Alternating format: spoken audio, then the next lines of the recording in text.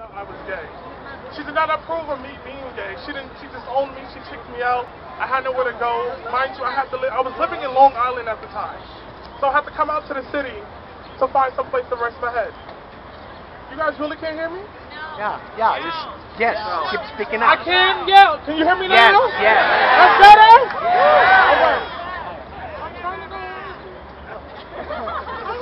Speak up. Do you guys hear me a lot better now? Okay, but as I was saying before, it was hard for me growing up in a tough neighborhood and being the GLBTQ youth, because people didn't accept me for who I was. People always try to torment me, beat me up and stuff like that just because I was gay. Basically, I really don't have pretty much more to say about that because, everybody done spoke and they said basically what I really wanted to say. So I'm not going to touch those bases again. But I'm going to leave you guys with words of encouragement. Keep on pressing on. And like people said before, God loves everyone. I don't care what your race may be, what your sexual orientation may be.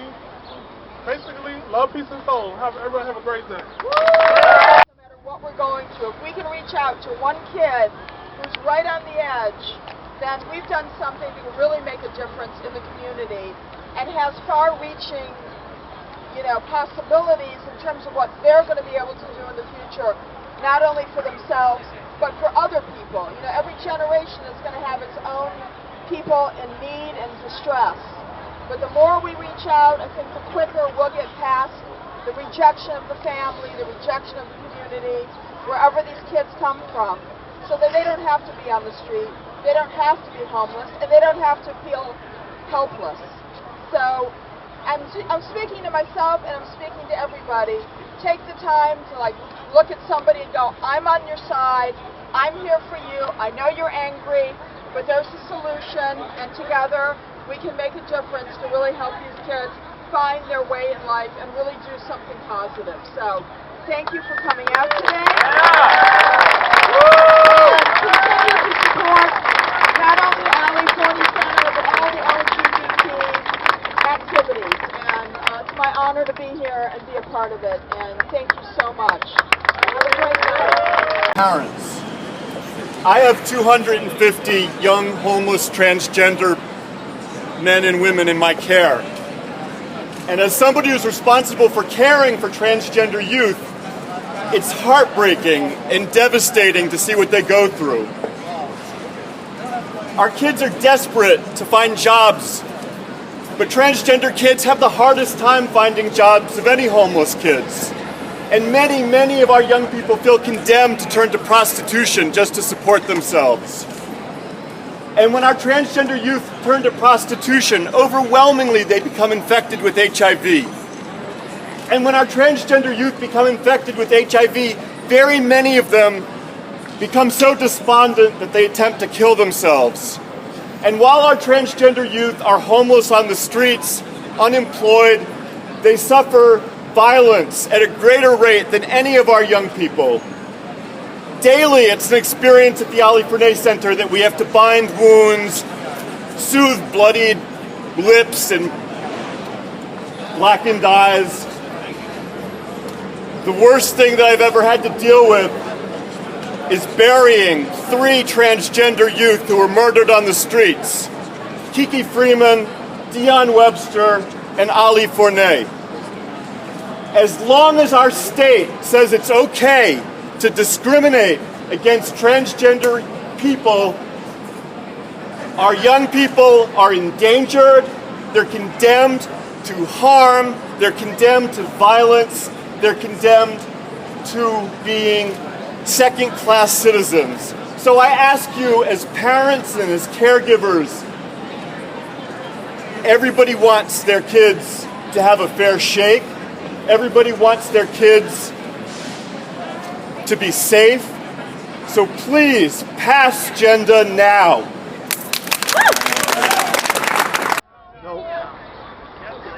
Can you guys hear me now? Yep. I don't think I have anything to say after all that. Now, that was some very powerful words of encouragement. Speak up. Speak out really loud. Can you hear me now? Yes. A little bit better? Yes.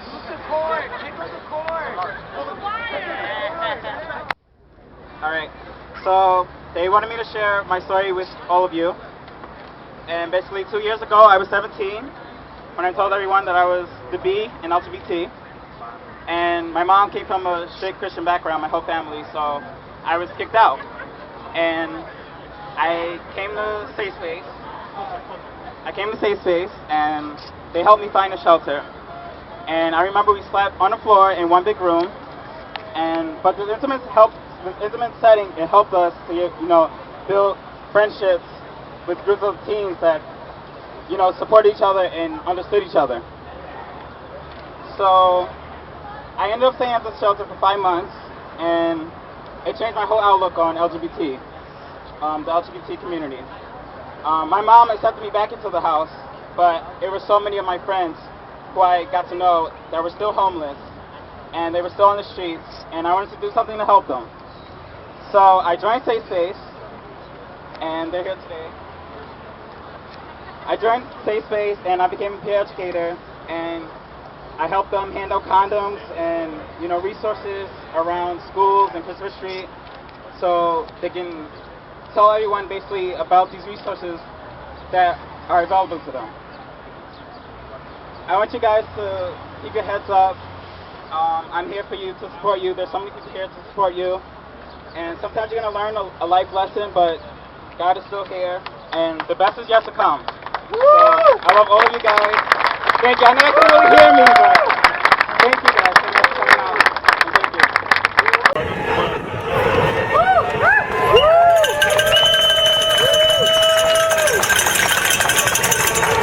From now on, from this day forward, I will not cast a vote for any politician that does not fight vigorously for homeless youth and other support services for children in New York City, New York State, and the federal government.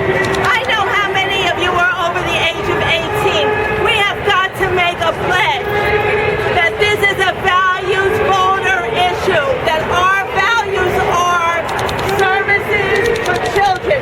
This is a human rights issue. We can't fight for civil rights and ignore human rights. We can't fight for marriage equity and ignore children in the streets. We can't do it anymore.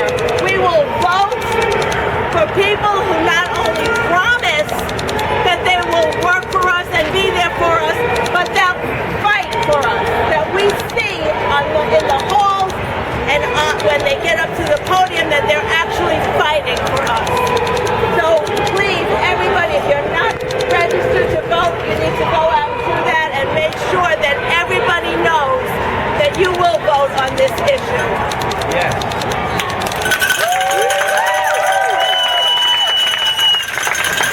This is about saying, do we want them? Now! What do we want? Yes! When do we want them? Now! That's right. That's right.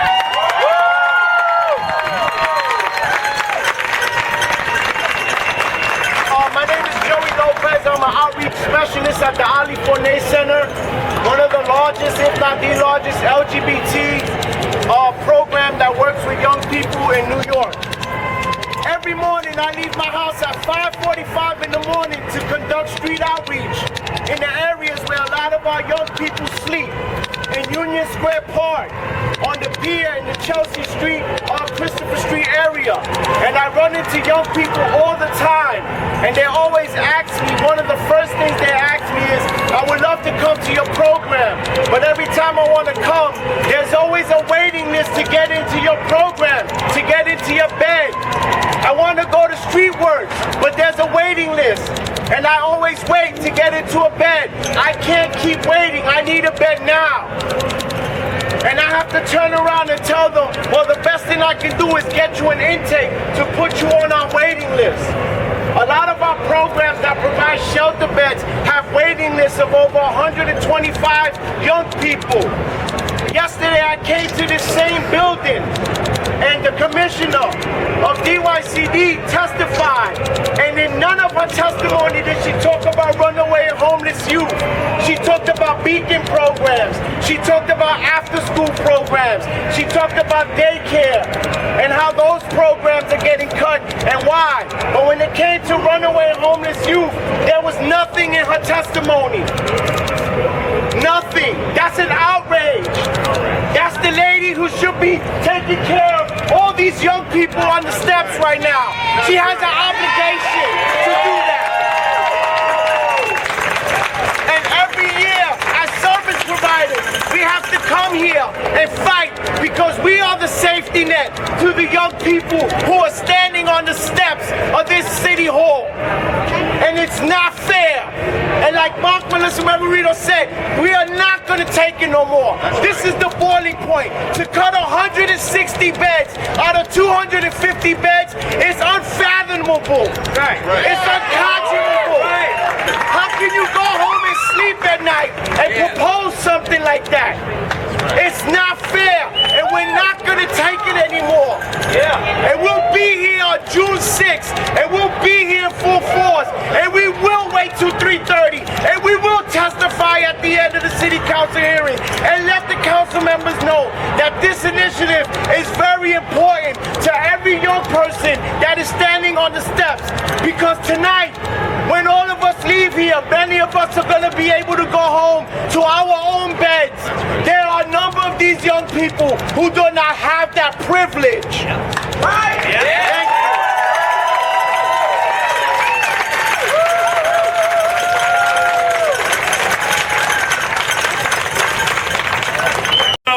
Young people who are at risk of life and death situations, dying on the street, being attacked, being violently attacked on the street. This is about protecting young people, right? We know that saving beds protects young people. We want to save beds. Save our beds. Save our beds. Save our beds. Save our beds. Save our beds. Save our beds. Save our beds. Save our beds. Save our beds. Save our beds. Save our beds. Save our beds. Save our beds. Any questions or have anything they want to ask? Our own vocabulary is a result of transphobia and cisgender privilege. Example: hi, my name is Mary, I'm cisgender, she and her, I'm a gender pronouns. Anybody heard that? They don't have to say that. This is gender. It was like, they just like, automatically, not having had a space to know or describe ourselves. To me, I have issues saying, what's your preferred gender pronoun? I don't prefer this. I was born a woman of transgender experience. It's not, well, obviously we didn't come out with that term. With the PGP, somebody else did. Knowingly and deliberately misgendering transgender person is often how physical violence begins. Therefore, misgendering equals violence.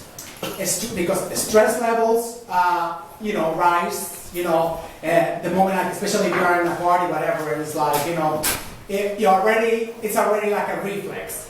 I'm almost finished. And so, especially those of us who have PTSD, and it's just like, what's next, after being misgendered. So it is a trigger, and just fear, how bad is it going to get? Ms. Laverne Cox says, misgendering is violence that often leads to death. And that's, a lot of our sisters, that's what the first thing they heard before they get killed. They're like, hey, dude, whatever, stuff like that. So it is always a sign of violence. Then we have two cases, one in Colorado in 2008.